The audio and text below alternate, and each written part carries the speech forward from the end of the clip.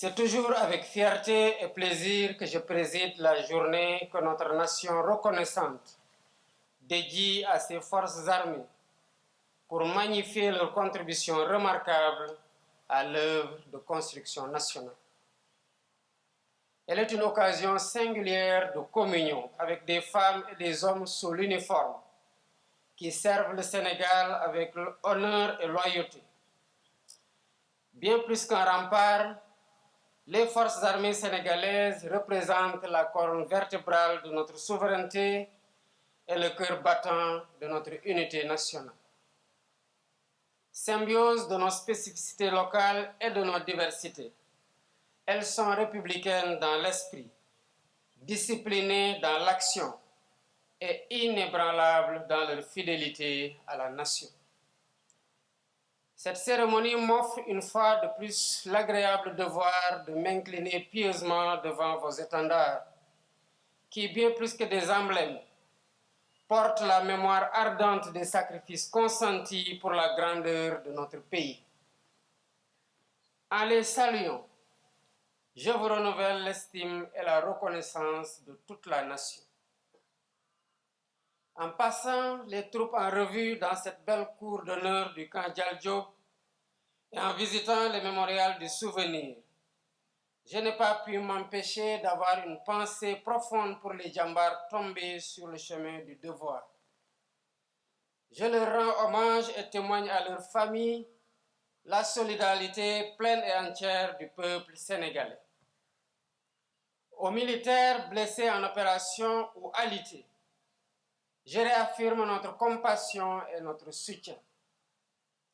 Mes vœux de prendre l'établissement les accompagnent pour un retour rapide dans les rangs auprès de leurs camarades et frères d'armes. Je renouvelle mes encouragements au personnel, femmes et hommes, engagés en opération intérieure, souvent dans une ambiance de privation, de risque et hélas, parfois au péril de leur vie.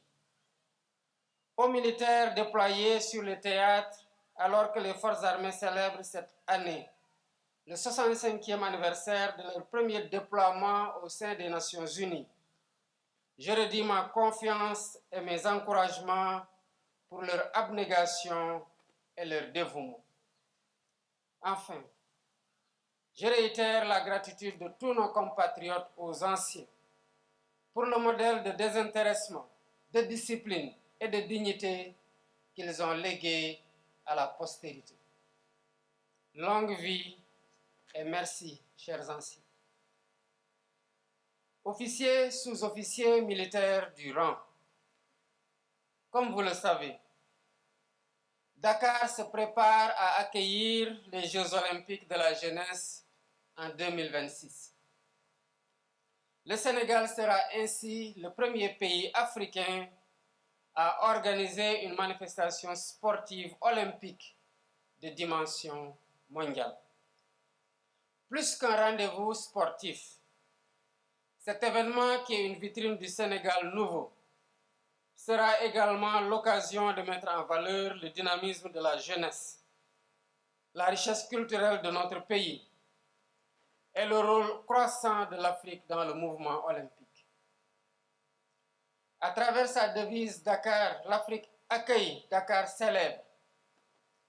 Les JOJ Dakar 2026 entendent incarner l'essence même de l'hospitalité africaine et l'esprit festif de la ville haute, carrefour du monde.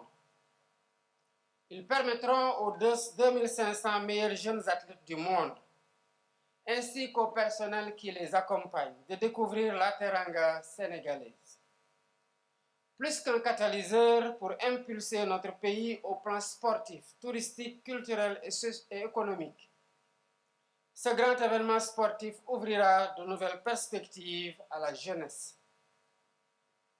Parce qu'elles incarnent ce que les Jeux même célèbrent: l'unité dans la diversité, la rigueur dans l'effort et la fraternité dans la compétition, les forces armées en sont des partenaires privilégiés.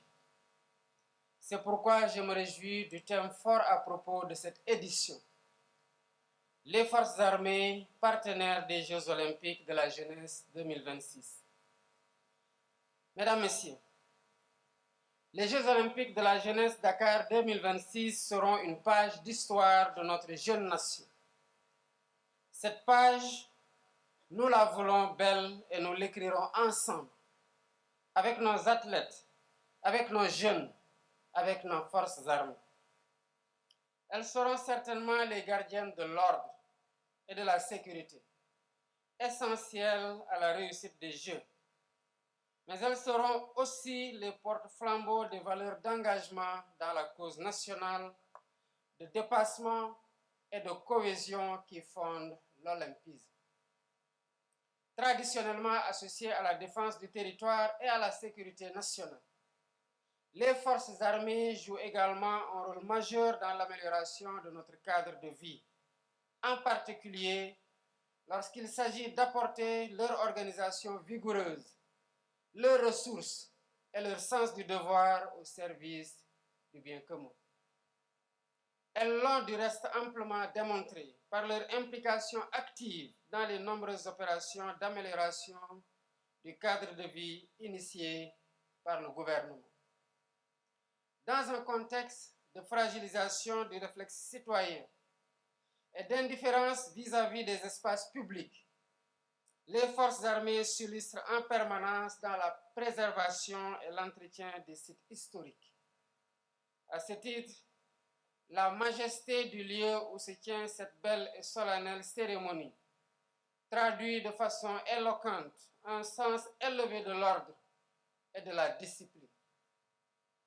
Nos casernes, nos bases et nos brigades, symboles de l'ordre et d'une proximité humaine, doivent inspirer pour améliorer un environnement très souvent malmené par l'encombrement et par la saleté.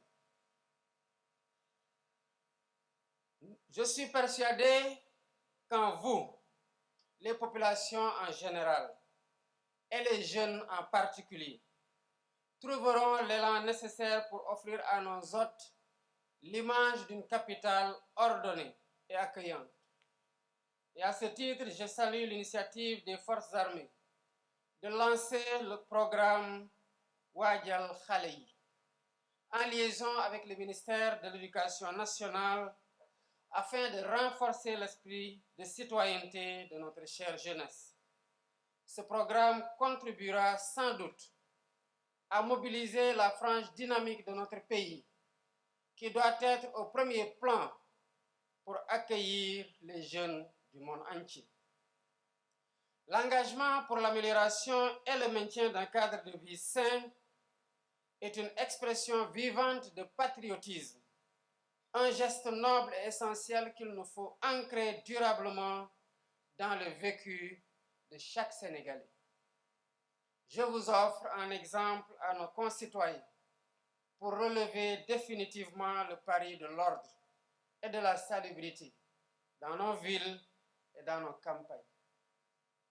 Au-delà des actions matérielles, les forces armées seront aussi engagées dans la formation de milliers de bénévoles nécessaires à la bonne organisation des Jeux, en transmettant des valeurs de rigueur, de discipline et de désintéressement. Je vous exhorte donc à accorder la plus grande importance à cette mission, en pensant aux milliards de téléspectateurs qui auront les yeux rivés sur notre pays. Convaincu que le Sénégal peut compter sur des femmes et des hommes professionnels, citoyens modèles, disciplinés et disponibles, je n'ai aucun doute que ces JOJ se dérouleront dans l'allégresse et la chaleur de la teranga sénégalaise. Dakar 2026 sera la démonstration de ce que notre pays peut accomplir quand il est uni. L'unité, la cohésion, la discipline et la confiance en l'avenir, autant de valeurs que les forces armées sénégalaises incarnent, enseignent et partagent au quotidien.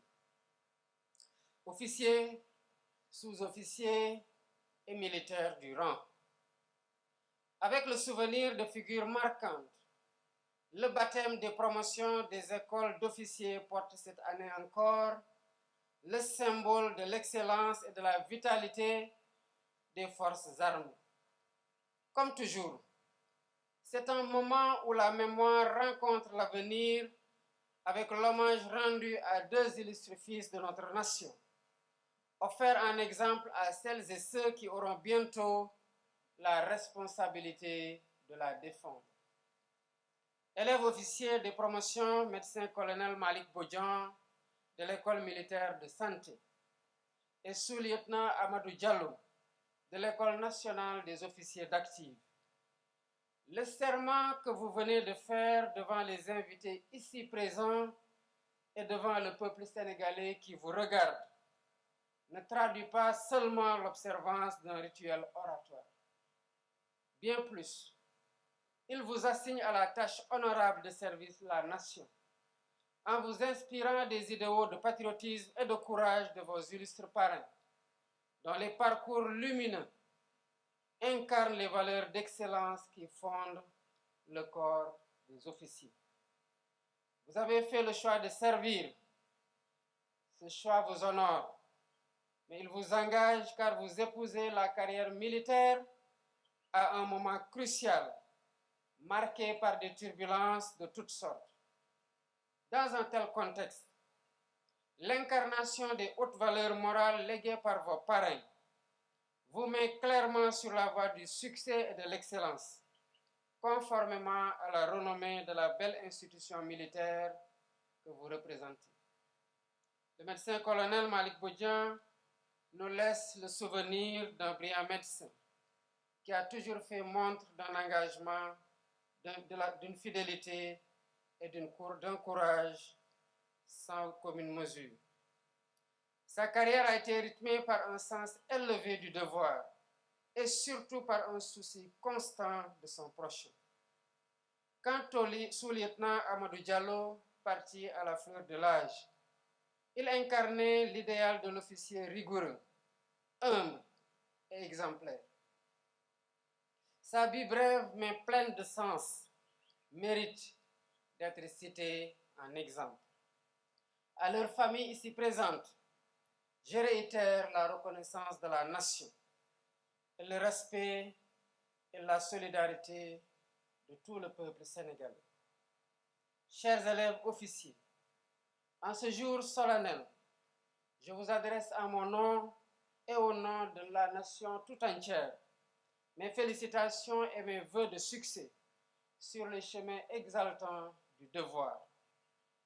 Mesdames, Messieurs, distingués invités, la journée des forces armées m'offre l'occasion, en ma qualité de chef suprême des armées, de réaffirmer à tous ma satisfaction et mon ambition inaltérable de donner à notre pays les moyens de défendre sa souveraineté en tout temps et en tout lieu, pour poursuivre dans la stabilité et la confiance sa marche résolue vers un développement économique et social harmonieux. Le Sénégal a franchi une étape décisive en renégociant les accords de défense qui pouvaient être perçus comme une atteinte à notre souveraineté. Ces accords revisités s'inscrivent aujourd'hui dans un cadre de coopération équilibré, mutuellement respectueux et résolument tourné vers l'avenir.